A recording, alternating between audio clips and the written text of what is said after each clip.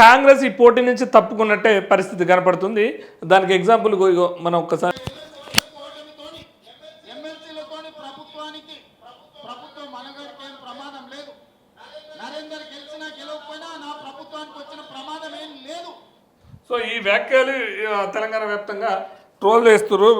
తెలంగాణ వ్యాప్తంగా ఇది దాదాపుగా నరేందర్ రెడ్డికి చాలా మైనస్గా అర్థమవుతుంది. ఎందుకంటే నాకు మన సర్వేలో కూడా కాంగ్రెస్కి ఆల్మోస్ట్ చాలా తక్కువ ఉన్నది. ఎందుకంటే గతంలో కాంగ్రెస్ పార్టీ నుంచి ఉన్నటువంటి ఆశావాహాలు ఎక్కువైనప్పటికీ కూడా కాంగ్రెస్లో బలహీన వర్గాల నుంచి వస్తే బాగుండు, కానీ జీవన్ రెడ్డి లాంటి వాళ్ళకి ఇచ్చినా ఏం కాకపోగానే కేవలం డబ్బుల కోసమే ఈ సీట్ అమ్ముకురని చెప్పేసి ఒక కాంగ్రెస్లో జోరుగా చర్చ జరగడం బహిరంగంగానే మన ఛానల్కే జిల్లా అధికార ప్రతినిధి, కరీంనగర్ జిల్లా అధికార ప్రతినిధి అండ్ జిల్లా ప్రధాన కార్యదర్శి కూడా మనకు ఓపెన్ డిబేట్గా మనకు వ్యాఖ్యానించడం, వాళ్ళు కూడా మన మీడియాతో